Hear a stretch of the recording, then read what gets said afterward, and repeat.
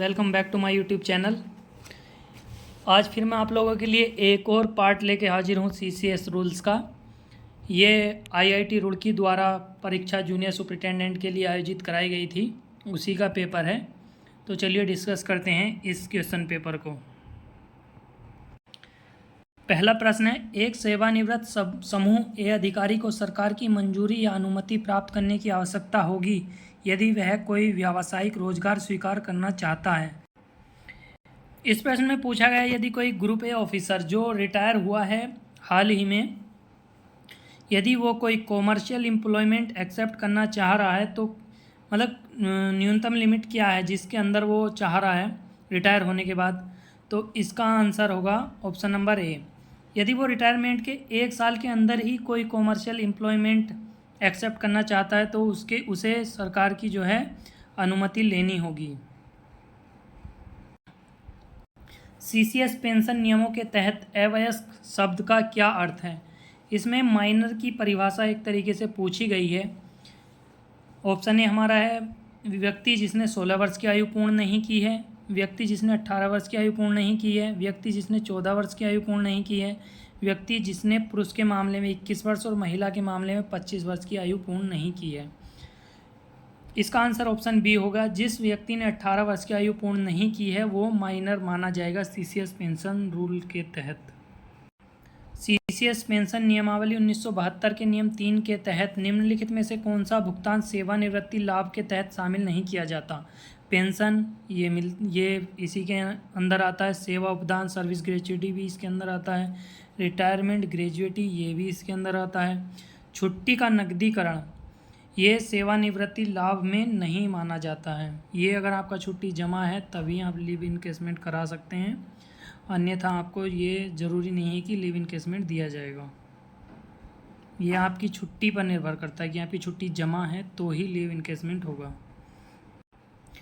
Pension निधि विनियामक और विकास प्राधिकरण को निम्नलिखित में से किस कर से छूट प्राप्त किए।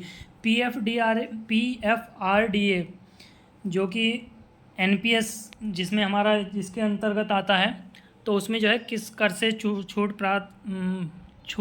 मतलब प्रदान की गई है। तो ऑप्शन 1 है हमारा धनकर, ऑप्शन बी है आयकर, ऑप्शन सी ए और बी दोनों, ऑप्शन डी है हमारा ए और बी दोनों नहीं।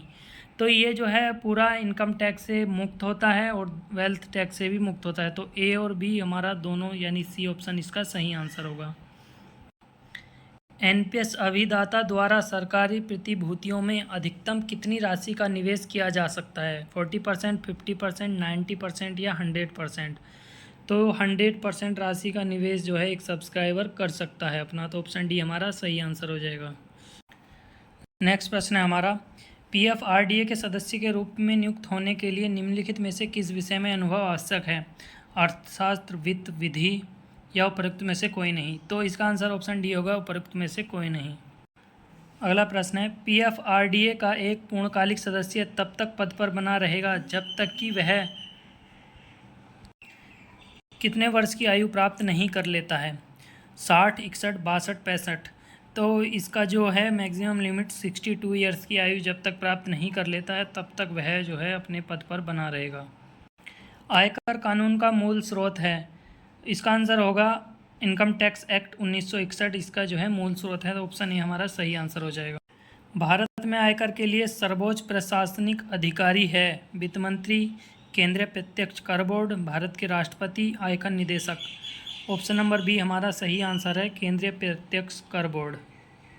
अगला प्रश्न है, एफआर मौलिक नियम के किस नियम के तहत एक पद पर नियुक्त सरकारी कर्मचारी का समय वेतनमान पर वेतन विनियमित है। FR 22 का 1, FR 20, FR 22, FR 21। इसका आंसर हमारा ऑप्शन ए FR 22 का सब रूल 1 सही आंसर है। GFR में कौन सा नियम खरीद प्रक्रिया में पारदर्शिता, प्रतिस्पर्धा, निष्पक्षता और स्वेच्छाचारिता समाप्त करने की बात करता है। रूल 174, रूल 173, रूल 175 का 1, रूल 175 का 2। तो इसका आंसर हमारा हो जाएगा ऑप्शन बी रूल 173। नेक्स्ट प्रश्न है, जटिल और तकनीकी प्रकृति के उच्च मूल्य के संयंत्र, मशीनरी आदि की खरीद के लिए कौन सी प्रणाली का पालन किया जा रहा है? विज्ञापित निविदा प्रणाली, 2 बिड प्रणाली, एकल निविदा प्रणाली, सीमित निविदा प्रणाली। तो इसमें जो है 2 बिड सिस्टम, फाइनेंशियल बिड और टेक्निकल बिड, ये इस सिस्टम का प्रयोग किया जाता है। ऑप्शन नंबर बी हमारा सही आंसर होगा इसका। प्रत्येक अवसर पर एक विधिवत गठित वित्तीय समिति किस सीमा तक सामान खरीद सकती है? ये प्रश्न हमने अपने टेलीग्राम चैनल पे भी डिस्कस किया था और उसमें डाला था। तो इसका आंसर हमारा हो जाएगा ऑप्शन नंबर बी, 2,50,000। 2,50,000 तक जो है हम जो फाइनेंशियल कमेटी जो गठित की जाती है उसके थ्रू सामान की खरीद कर सकते हैं। नेक्स्ट प्रश्न है हमारा, सूचना का अधिकार अधिनियम के अंतर्गत एक आवेदक किसी कर्मचारी की व्यक्तिगत सूचना जिसका संबंध किसी सार्वजनिक गतिविधि से नहीं है मांगता है, यह कितने दिनों में उपलब्ध करवाना होगा? जिसका संबंध किसी सार्वजनिक गतिविधि से है ही नहीं तो वो सूचना उपलब्ध कराने की कोई आवश्यकता नहीं है। तो इसका आंसर 99 का डी हो जाएगा, यह सूचना उपलब्ध नहीं करवाना है। यात्रा भत्ता नियम के अनुसार बिजनेस क्लास में हवाई यात्रा निम्न में से किन कर्मियों को मान्य है?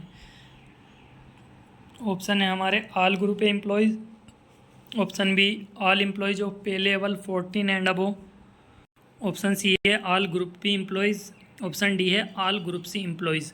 तो इसका आंसर होगा ऑप्शन बी, जो लेवल 14 या इसके ऊपर के जितने भी कर्मचारी हैं उनके लिए बिजनेस क्लास में हवाई यात्रा मान्य है। तो दोस्तों ये 15 क्वेश्चन थे जो IIT रुड़की के जूनियर सुपरिटेंडेंट के एग्ज़ाम में पूछे गए थे। तो कैसा लगा ये वीडियो? अगर अच्छा लगा हो तो हमारे चैनल को शेयर कीजिए, ज़्यादा से ज़्यादा सब्सक्राइब कीजिए और इस वीडियो को लाइक करना मत भूलिएगा। दोस्तों हम डेली एक नया वीडियो और नया पेपर आप लोगों के लिए लेकर आते हैं जो कि बहुत ही हेल्पफुल होने वाला है सभी एग्ज़ाम्स के लिए, जिसमें CCS रूल्स पूछे जाते हैं। तो दोस्तों आप अपने दोस्तों को भी हमारे चैनल से जोड़िएगा ताकि वो भी लाभान्वित हो सकें। जय हिंद।